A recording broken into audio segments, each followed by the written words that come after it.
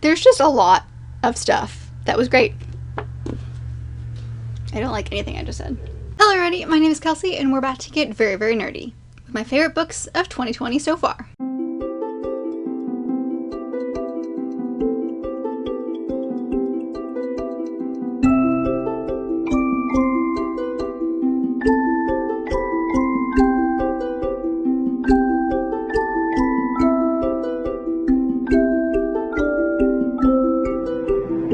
Oh, I'm sitting all the way back here so I can lean against this chair because it feels lovely.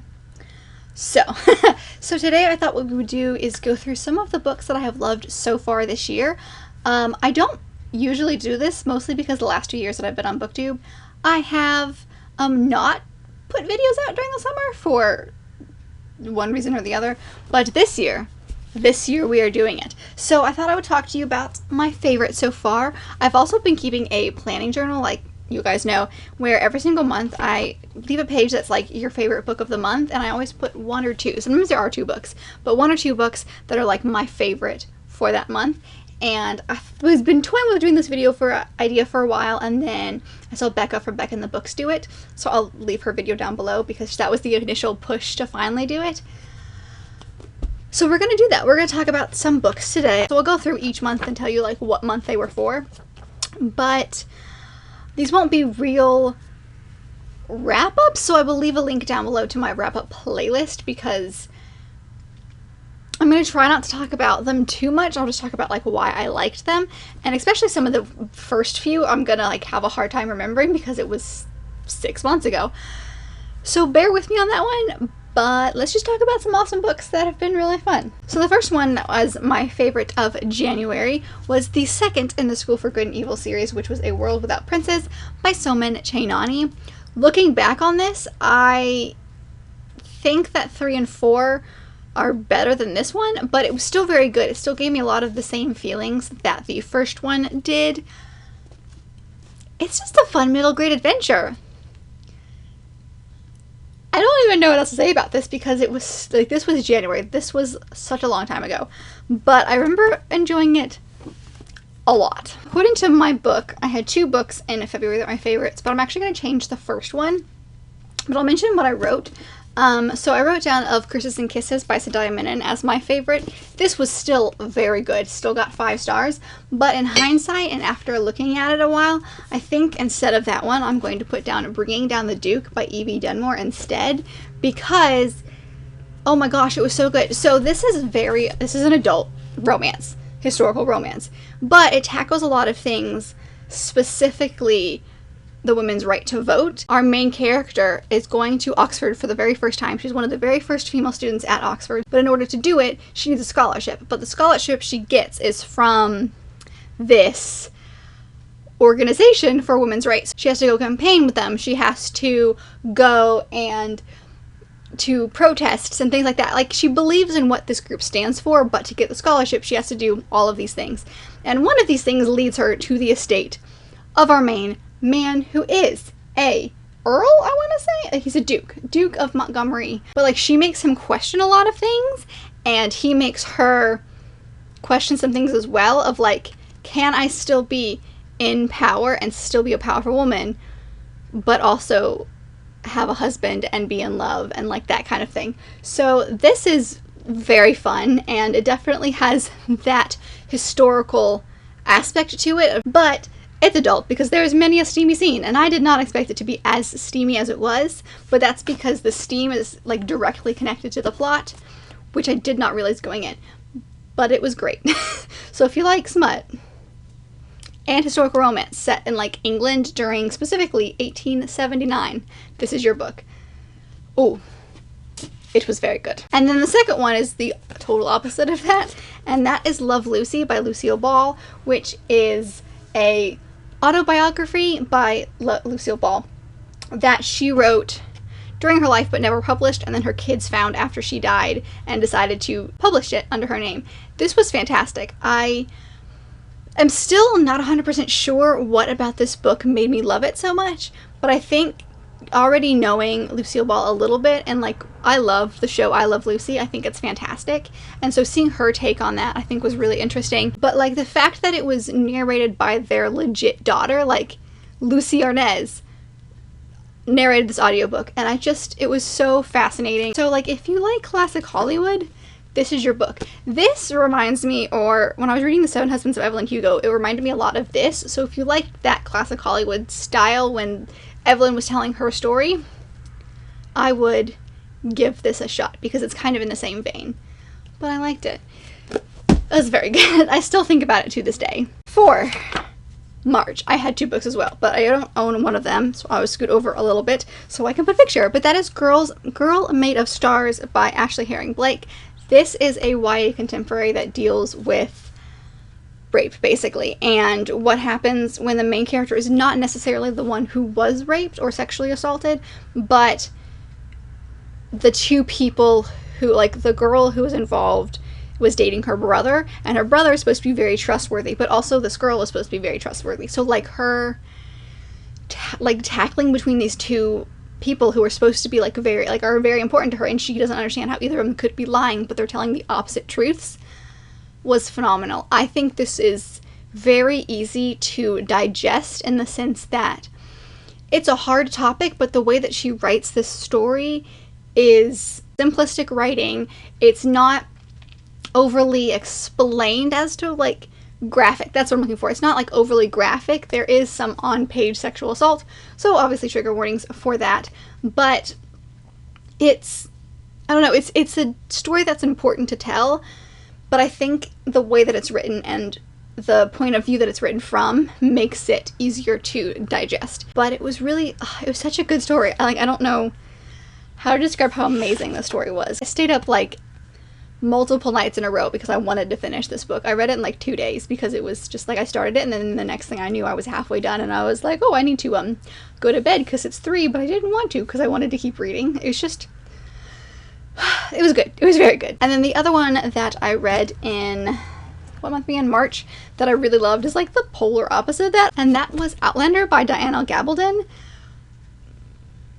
This is a very adult book. There are lots of issues with this book that I can totally see why people would hate this series, but I kind of loved it. It's very gruesome.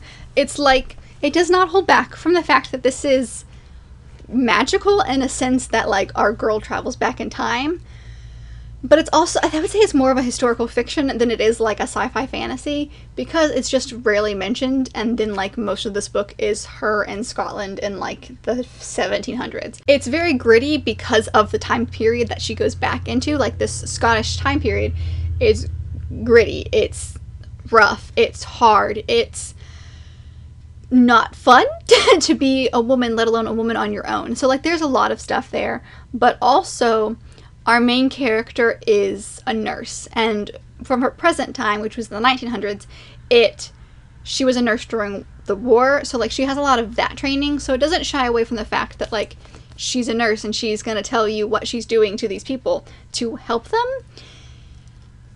So it was very good. I can see why people would have a lot of problems with this book, but it was just so much fun to go into that I just wanted to keep reading. I just wanted to know. And like the romance yes, I was there for it. I was down. I enjoyed it. If you go in knowing that there's going to be a lot of flaws and that it is not going to shy away from stuff, and the amount of times that our main character almost gets raped in this book is ridiculous. Like that should not be a thing. So there are a lot of flaws with this book, but I still enjoyed my time if you go in realizing that those things are going to be there and that it's not going to be perfect and there's going to be a lot of conveniences when it comes to the plot. It was still fun to go into. So remember the thing I just said about how when I have 2 books during a month, they are polar opposites? Well, yeah, forget that, because this month, the 2 that I liked really go hand in hand.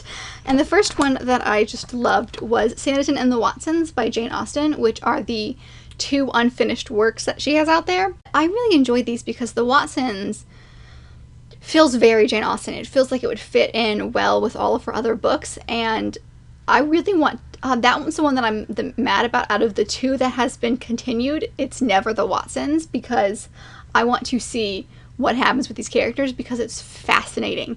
And like, I wanted to know, and I was so mad that while I'm reading this, I had to remind myself that you're not going to know the ending to this book. But I still loved these. Like, I don't know how to explain why two unfinished works that you're never going to know the end to were so impactful and fun, but they were, and I loved them. And the other one that I read this month, which should not be a surprise to anyone, is The Missing Manuscript of Jane Austen by Sir James.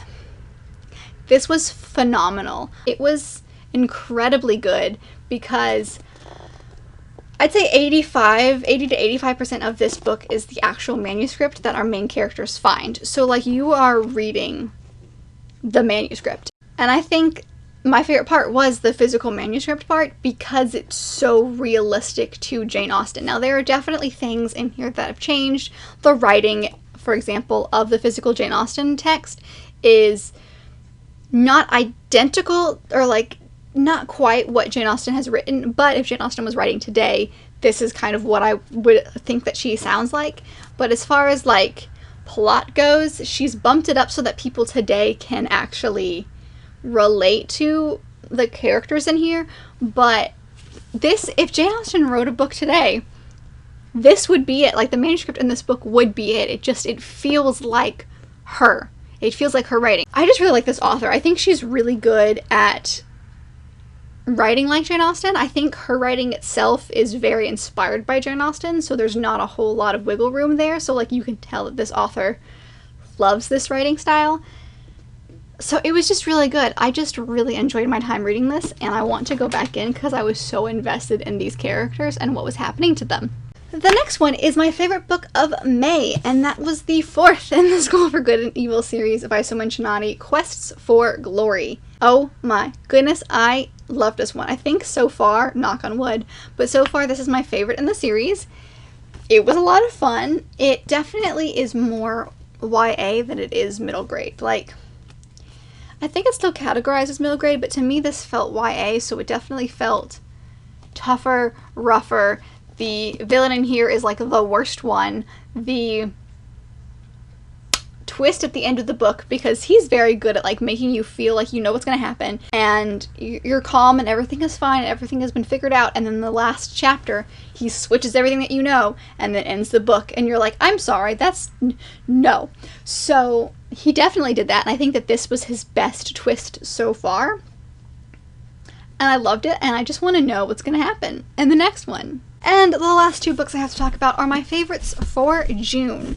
And the first one, they actually kind of like match in color, which is funny. But the first one is Pride by E.B. Zaboy. This is a YA remixed retelling of Pride and Prejudice set in Brooklyn, where our main character Zuri is watching her like neighborhood basically be gentrified, and then the Darcys move in across the street, and while they are also black, they has lots of money, and she looks at them differently. So there's a lot of talk about social class in this book, and I just really liked it because the love story was very believable in here. The plot line is basically the same as you would expect to see in a retelling of Pride and Prejudice, but you can also totally separate this book from the original text, and it can stand up on its own incredibly perfectly.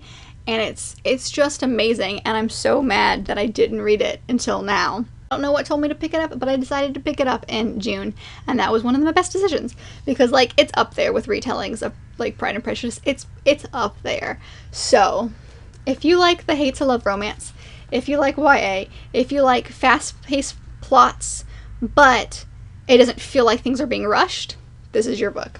And my second book for June, and the last book I'm going to talk about this month, is Moxie by Jennifer Matu. This was chosen for me by my best friend in my very first TBR basket, and she done did good, you guys. So this one basically is set in a high school in Texas, I want to say. It's a very sexist school, and they make a lot of jokes, but all the girls just kind of shrug and go, this is what life is like, and just try to survive. And our main character, Vivian, is just kind of fed up and does like a little bit of active rebellion, and it just kind of like dominoes from there. And I loved this so much because this book made me angry, but in the best way. Like, not mad at the author, mad at what was happening in the book, because that was the point of it. You were supposed to be mad. You were supposed to not be okay with the stuff that was happening in the books and the stuff that these girls were going through, and the fact that, like, nobody thought differently of it. But the things that I think I enjoyed the most are the relationships between our main character and her best friend, and then and her boyfriend. Seeing her and her best friend struggle and then, like, their friendship grow from there was incredible. And along the same veins of her and her boyfriend, because, like, her boyfriend doesn't quite understand. He understands that what these guys are saying is bad, and he understands that the stuff that the girls are thinking and the stuff that the girls have to deal with on a daily basis is not okay. But he doesn't fully understand certain things because he's a boy and he's never had to deal with those things. So, like, watching their relationship struggle and then go from there was also incredible. It was just very good. It was very, very, very good. And I'm so glad that I read this, and I'm so glad that my best friend Lauren basically made me read this, because this is very similar into how I kind of feel about Girl Made of Stars, because it tackles a hard topic, but the writing itself is not hard to digest, so it makes it easier for you to focus on the plot and focus on, like, what's happening and kind of get through some of those harder times in this book. Incredible. All of these books were very, very good. This has been a very hodgepodge mix of stuff, but I very much enjoyed it. I hope that you enjoyed me talking about some books that I loved so far this year. I really enjoyed these books, and I hope you enjoyed me talking about them again. But thank you guys so much for watching. If you have made it this far, please let me know down below if you have read any of these books, or, like, kind of maybe what a handful of your favorite books that you have read this year so far would be. But if you did like this video, make sure to give it a big thumbs up and subscribe down below if you want to be part of this awesome growing family. I've also got all my social media down there if you want to follow me along on any of those, and I will see you guys in my next video. Bye!